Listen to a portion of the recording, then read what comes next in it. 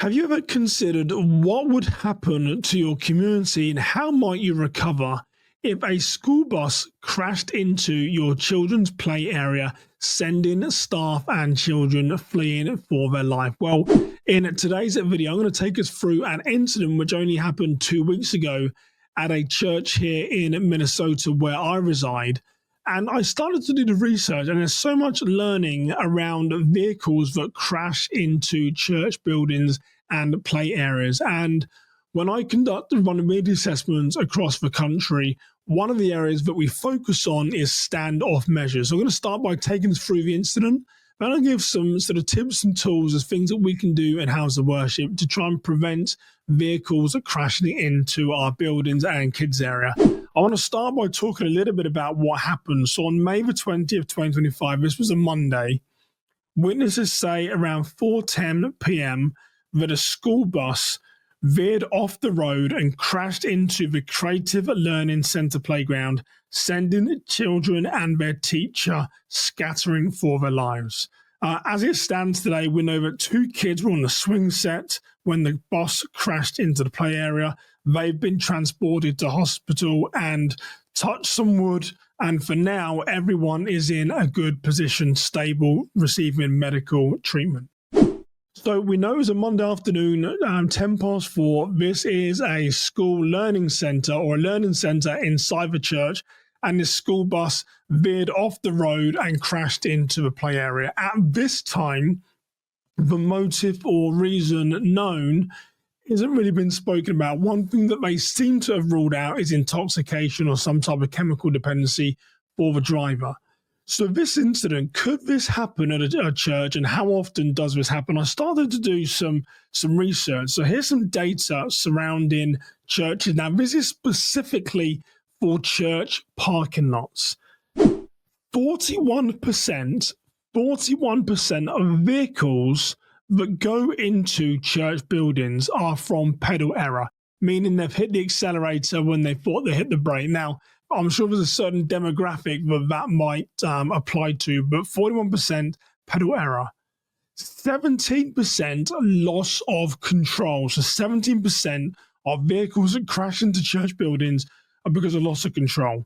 And then 11% are medical reasons. So if you add these together, 69% of vehicles that crash into church buildings are caused by not extremists, not terrorists, not criminals, not just some idiot that wants to cause damage. 69% occur by things that could happen anywhere. Someone hitting the accelerator rather than the brake. Someone losing control of their vehicle because most often they're driving too fast. And 11% of those are medical. So we might form in our mind, well, this is never going to happen. What happened to that church in Minnesota isn't going to happen to us. But 69% of these incidents are caused by everyday occurrences. What was also super interesting is when I started to research, well, what's the number then? How many of these incidents really happen to churches and to commercial businesses? So I went to an organization called the Storefront Safety Company. Who knew there's an actual organization, there's several organizations that just track vehicles that go into buildings. Fascinating. And they said, and this is commercial now, they said in 2024, there was 36,500 incidents where vehicles went inside buildings, which caused 16,000 injuries and 2,600 deaths. So the Storefront Safety Company, their data said 2,600 people died as a result of a vehicle going inside a building. Now, when I looked at a company called Donaldson Law, their data said that there was 50,000 accidents in a parking lot, which resulted in a vehicle going inside a building. I think this is specifically now more for churches. And 60,000 injuries, 500 deaths. So Donaldson Law, parking lots, church parking lots, 50,000 incidents in parking lots, 60,000 injuries, 500 deaths. Now, you may know my good friend Carl Chin. What Carl Chin says is his data is high as well. I can't remember the number. It's 60, 70% of incidents occur in church parking lots. So is it likely that a vehicle is going to career off your parking lot into your church building or your play area? It's highly probable based off this data. So when we know that, let's take a look then as to, well, what should we be doing? What can we do to prevent these incidents? Let me go to this screen here.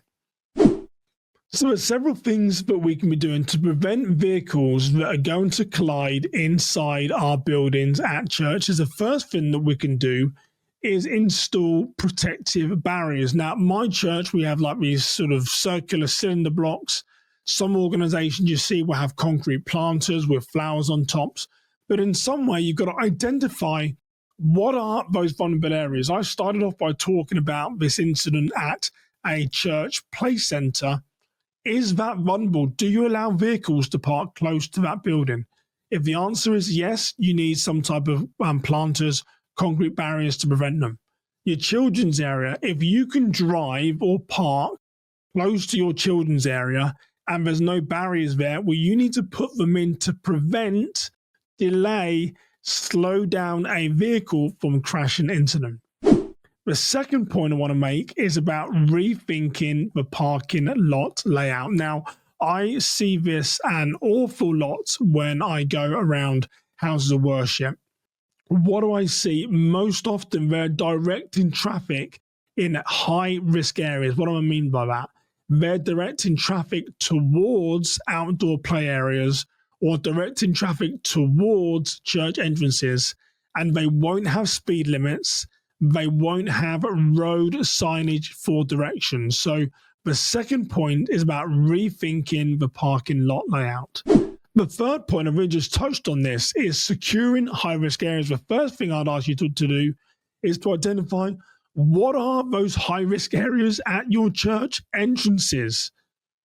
Buildings, windows that have parking lot spaces close by to them. 41% of incidents that occur in church parking lots are because of pedal error. 17% is loss of control. 11% is medical, your high-risk areas. If you've got vehicles close to windows and doors, is it possible one of those 69% could occur? Is actually highly probable. So secure those high-risk areas, areas where children are, and again, concrete planters, barriers, whatever that may look like, something to delay or prevent a vehicle from entering your kids' area or the buildings or windows. And then lastly, training staff and volunteers. As I mentioned, my good friend Carl Chin said, most church crimes start in the parking lot. We can most probably prevent, predict, or get ahead. Had that school bus been seen earlier, could those members of staff of this church in Minnesota, could they have got those kids off those swings when they thought, well, that doesn't look right, a bus coming in this area, what could go wrong? So training staff and volunteers on awareness is key for keeping people safe. So those are 4 things that we can do. Install protective barriers, many solutions as to what that can look like, planters, bollards, concrete. You can make it look aesthetically nice. Rethink your parking lot layout. Again, I see many parking lots that don't even have speed limits. They don't have floor direction traffic. Secure your high-risk areas. Do you allow vehicles to park close to windows, to doors, to play areas? Remember, 41% of these incidents are because of pedal error. And then finding training staff and volunteers on observation. If it looks like it's out of place, it most probably is. If there is a bus there, why is that bus in the area? So I want to leave you with this, that although these accidents might be unlikely, this data shows there is an incredible amount, 50,000 incidents in church parking lots where the vehicle collided with a building, 41% pedal error, 17% loss of control, 11% medical. 69% of those accidents weren't caused by terrorists, weren't caused by extremists, weren't caused by someone mad, were caused by things that could happen anywhere. So we really need to consider, what are those standoff measures around our house of worship to protect windows, doors? How close are you allowing vehicles to your building? And heaven forbid, like what happened in Minnesota a couple of weeks ago, if a bus careers off the road and heads towards your church and heads towards your kids' play area, do you have preventative measures in place to delay, to prevent, and give the children and the members of staff time to escape? How different might it have been if this church in Minneapolis had crash barriers, standoff barriers there? I'm going to drop the link to that article so you can read it.